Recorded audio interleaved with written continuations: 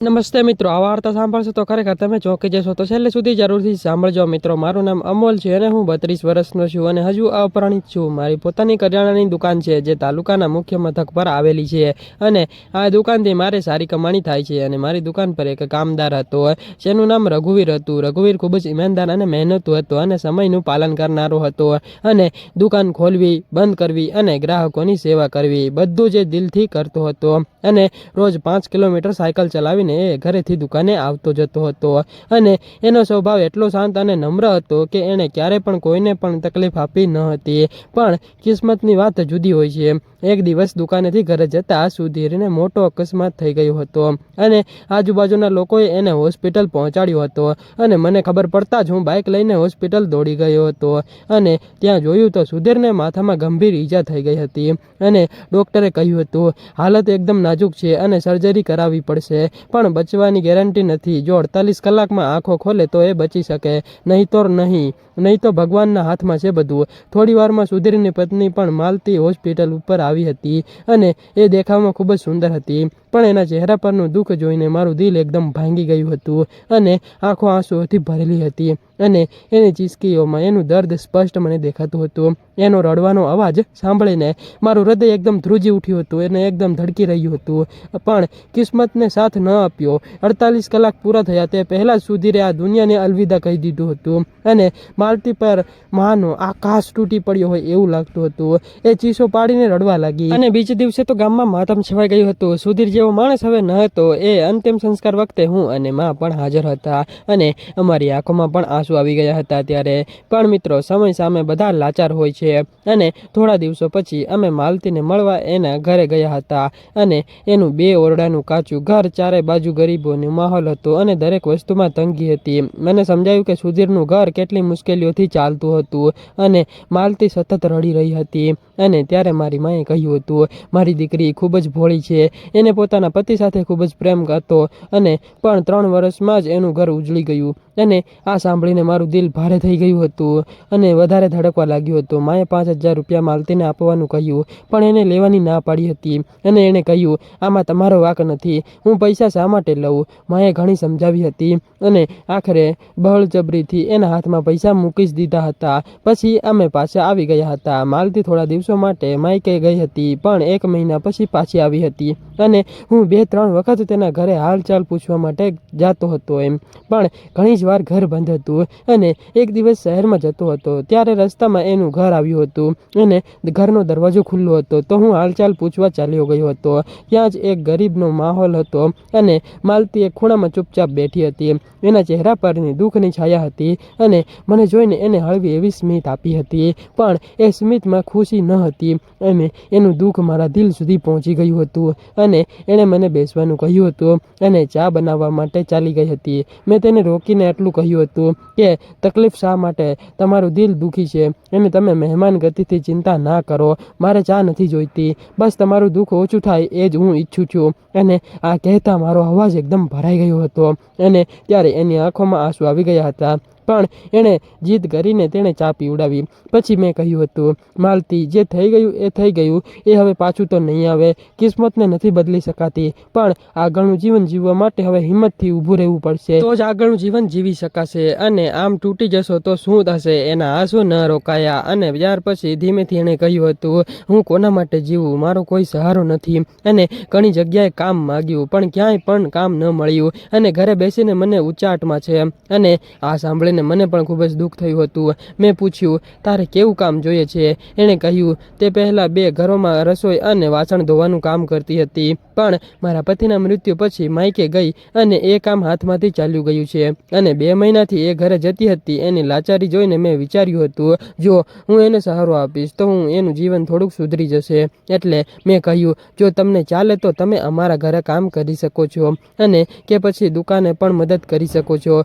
એ થોડી વાર માટે ચૂપ ચૂપ રહી ગઈ હતી અને વિચાર કરી રહી હતી. ત્યાર પછી બોલી હતી, તમારી દુકાન મારા ઘરથી 5 કિલોમીટર દૂર છે અને મારી પાસે કોઈ સાધન નથી. રોજ આવવું જવું ખૂબ જ મુશ્કેલ થશે. અને એની વાત સાચી હતી. પછી મેં દિલથી કહ્યું હતું, માલતી, જો તમારો કોઈ સહારો નથી તો અમારા ઘરે કેમ નથી આવતા? અને મારી માં તમારી ખૂબ જ કાળજી રાખશે અને તમને સહારો પણ મળશે. અને મને પણ તમારો સાથ. એ ચૂપચાપ વિચારમાં પડી ગઈ હતી અને ઘણીવાર વિચાર કર્યો. ત્યાર પછી હસીને કહ્યું, ઉતાવળ નથી, શાંતિથી વિચારજો અને કાલે પાછો જવાબ અથવા પરમ દિવસે મને જવાબ આપજો, એમ મેં કહ્યું. અને દિવસે મારી માને મળજે, પછી આપણે સાથે નિર્ણય લઈશું. એણે હળવું સ્મિત આપીને માથું હલાવ્યું. એ દિવસથી માલતીનો ચહેરો અને દુઃખ મારા મનમાં ફરવા લાગ્યા હતા. એની નાની ઉંમર, વિધવાપણું અને જીવનની કઠિનાઈ મને બેચેન કરતી હતી. અને એણે કહેલું કે ગામના લોકો એને ખરાબ નજરે જુએ છે, એ વાત મારા દિલમાં ઊંડે સુધી ઉતરી ગઈ હતી. અને 2 દિવસ પછી હું દુકાને બેઠો હતો ત્યારે માલતી આવી હતી અને એ ખૂબ જ સુંદર દેખાઈ રહી હતી,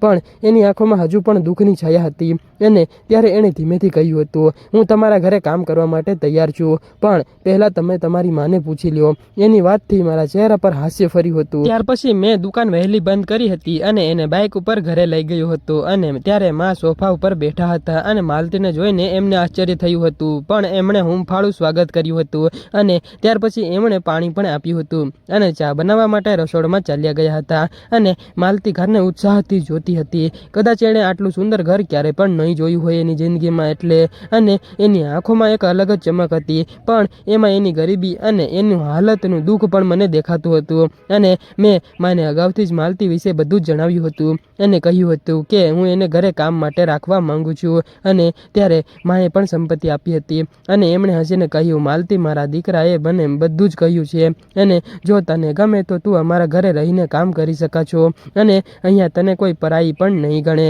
અને અમે તને પરિવારનો હિસ્સો જ ગણશું, એટલે એક પરિવારનું સભ્ય છે એવી રીતે જ તને ગણશું. આ સાંભળીને માલતીની આંખોમાં આંસુ આવી ગયા હતા, પણ આ વખતે એમાં થોડીક રાહત હતી. અને મેં એને હિંમત આપી હતી કે કામ વધારે નહીં હોય અને તને અમારો સહારો મળશે અને હવે તને કોઈ પણ ખરાબ નજરે પણ નહીં જુએ, કારણ કે તું અહીંયા જ રહેજે. એટલે એના ગાલ પર આંસુ ટપક્યા હતા અને એણે કહ્યું, માથું હલાવીને હા પાડી. એ જ દિવસે હું એને એના ઘરે લઈ ગયો હતો અને એનો થોડોક સામાન અને થોડીક સાડીઓ અને જરૂરી વસ્તુઓ એ બધું પડ્યું હતું એના ઘરે. એ બાઇક પર લઈને પાછો આવ્યો હતો અને અમારું ઘર ખૂબ જ મોટું હતું, ઘણા ઓરડાઓ હતા. અમે માલતીને અલગ ઓરડો આપ્યો હતો રહેવા માટે. એણે ઘરનું દરેક કામ દિલથી શરૂ કર્યું હતું અને રસોઈમાં પણ ખૂબ જ મદદ કરતી હતી, વાસણ ધોવા. અને હવે માને ખૂબ જ આરામ થયો હતો. માં એના વખાણો કરતી હતી અને માલતીના આવવાથી મારા ખંભાનો બોજ પણ હવે ધીમે ધીમે હળવો થઈ ગયો હતો. અને હું આખો દિવસ દુકાને હતો, પણ હવે માં અને માલતી વચ્ચે માં દીકરી જેવો સંબંધ બની ગયો હતો.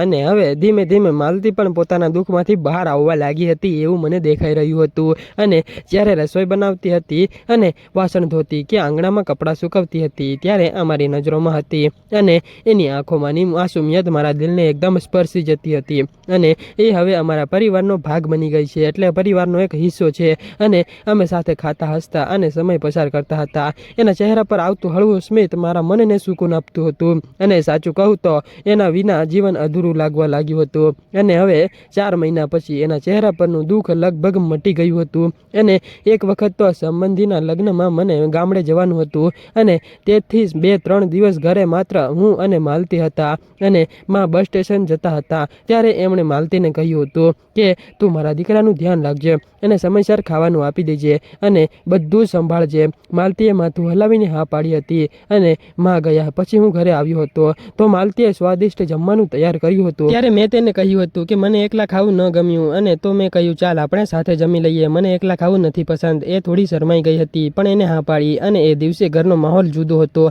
અને શાંત, પણ કંઈક અલગ જ આકર્ષણ હતું. અને એનું શરમાતું સ્મિત મને મોહી લેતું હતું. અને ખાધા પછી હું દુકાને ચાલ્યો ગયો હતો, પણ સાંજે પાછો આવ્યો તો એણે મને હસીને ચા બનાવી આપી હતી અને અમે ફરી સાથે ખાધું હતું સાંજને અને થોડી વાતો કરી અને પોતાના ઓરડામાં સૂવા ચાલ્યા ગયા હતા. પણ મને એ રાત્રે ઊંઘ ન આવી હતી અને એનો ચહેરો અને એનું સ્મિત, એની સાદગી મારા મનમાં ફરતા હતા અને મને સમજાયું કે હું એના પ્રેમમાં પડી ગયો છું. અને બીજે દિવસે અમે સાથે નાસ્તો પણ કર્યો હતો અને ત્યારે એ શરમાતી હતી. કદાચ અમારી નજરોમાં હોવાથી હું દુકાને ગયો હતો પણ મને મન ન લાગ્યું અને હું વહેલો દુકાન બંધ કરીને ઘરે આવી ગયો હતો અને મને આટલો વહેલો જોઈને માલતી આશ્ચર્યમાં પડી ગઈ હતી અને એટલે જ તેણે મને પૂછ્યું હતું કે આજે કેમ દુકાન વહેલી બંધ કરી. હું ફક્ત એની સામે હસ્યો હતો અને હોલમાં બેસી ગયો હતો. એ પણ આવી અને ટીવી જોવા લાગી હતી અને અમારી નજરો વારંવાર મળતી હતી અને હવે હું રહી ન શક્યો અને હું એને નજીક ગયો અને એને હાથ પકડ્યો હતો અને કહ્યું હતું, માલતી, મારે તને કંઈક કહેવું છે. હું તને ખૂબ જ પ્રેમ કરું છું અને તું મને ખૂબ જ પસંદ છે. તું અમારા ઘરે આવી ત્યારથી મારું જીવન એકદમ બદલાઈ ગયું છે અને આ તારી સાદગી, તારો સ્વભાવ મને ખેંચે છે. મારી મા પણ તને ખૂબ જ ચાહે છે. હું તારી સાથે લગ્ન કરવા માંગુ છું. અને ત્યારે એની આંખોમાં આંસુ આવી ગયા હતા. એણે મને કહ્યું કે પણ તમે પણ મને ગમો છો, પણ હું એક વિધવા છું. તમારી મા શું કહેશે? એમને આ મંજૂર હશે? મેં એની આંખોમાં જોઈને કહ્યું હતું, મા ના નહીં પાડે અને જીવન એક જ વારમાં આવે છે અને હું એ તારી સાથે જીવવા માંગુ છું. મા પાછી આવી હતી ત્યારે મેં એમને સાથે દિલથી વાત કરી હતી. મેં કહ્યું, મા, હું માલતીને પ્રેમ કરું છું અને હું એની સાથે લગ્ન કરવા માંગુ છું. ત્યારે માની આંખોમાં આંસુ આવ્યા હતા, પણ એ ગુસ્સાના નહોતા. એમનું દિલ છૂટું હતું એટલે દિલ ભરાઈ ગયું હતું. એણે મને ગળે લગાડ્યો હતો. પછી માલતીને અને અમને આશીર્વાદ આપ્યા હતા. એ પહેલાં તો અમારું જીવન રોશન થઈ ગયું હતું મિત્રો, અને એવી ખુશી આવી ગઈ હતી કે વાત જ ન કરો. અને થોડા દિવસોમાં અમારા લગ્ન થઈ ગયા હતા અને ગામના લોકોએ વાતો કરી હતી અને ટીકાઓ કરી હતી, પણ અમને કોઈની પણ પરવા ન કરી અને માલતી મારી પત્ની બની ગઈ અને એ અમારું ઘર હવે ખુશીઓથી ભરાઈ ગયું હતું. થોડા મહિનાઓ પછી એમને ખુશ ખબર મળ્યા હતા કે માલતી ગર્ભવતી છે, કારણ કે અમે બંને મોજ મસ્તી કરી હતી અને 8મો મહિનો ચાલે છે. મારી મા ખૂબ જ ખુશ છે. મિત્રો, તમને શું લાગે છે? મેં માલતી સાથે લગ્ન કરીને બરાબર કર્યું કે ખોટું કર્યું? તમારા વિચારો કોમેન્ટમાં જરૂરથી જણાવજો અને આ વાર્તા જો તમારી સાથે બને તો તમે શું કરો એ પણ કોમેન્ટમાં લખતા જજો. મિત્રો, જીવનમાં ગમે તેટલા દુઃખ આવે, સાચો પ્રેમ બધું ભૂલાવી દે છે અને સમાજની વાતો, મુશ્કેલીઓથી પ્રેમમાં જાત કે સ્થિતિ, વિધવાપણું નથી જોવાતું, બસ દિલનું જોડાણ જોવે છે. જો તમે સાચો પ્રેમ કરો તો જીવન ખરેખર સુંદર બની જાય છે. અને જો તમને આ અમારી પ્રેમ કહાની ગમી હોય તો વિડીયોને લાઈક અને શેર કરી દેજો અને આ વાર્તા તમારી સાથે થાય તો તમે શું કરો એ કમેન્ટમાં લખતા જજો અને ચેનલને સબસ્ક્રાઈબ કરવાનું ભૂલી ન જતા મિત્રો. અને આ વિડીયો શૈક્ષણિક હેતુથી અને પ્રેમાણિક દારાથી હેતુથી બનાવવામાં આવે છે. અને મિત્રો, આ વાર્તા કાલ્પનિક છે અને એનો હેતુ માત્ર મનોરંજન અને જાગૃતિ ફેલાવવાનું છે. આમાં દર્શાવેલી ઘટનાઓ, પાત્રો, સંજોગો વાસ્તવિક જીવન સાથે સંબંધ હોતા નથી, એટલે સંબંધ ધરાવતા નથી. કેટલાક સંવેદનશીલ વિષયો સમાવેશ થઈ શકે છે, તેથી કૃપા કરીને કાલ્પનિક રીતે અને મનોરંજનના હેતુથી વિડીયો જોજો. કોઈ પણ લોકોએ દિલ ઉપર ના લેવું મિત્રો. આવતીકાલે ફરી મળીશું અને એ ખૂબ જ મજેદાર સ્ટોરી છે આવતીકાલે, તો જોવાનું ભૂલી ન જતા. વિડીયો જોવા બદલ ખૂબ ખૂબ ધન્યવાદ અને કાલ્પનિક રીતે વિડીયો જોજો. અને મિત્રો, લાઈક, શેર અને સબસ્ક્રાઈબ કરવાનું ભૂલી ન જતા.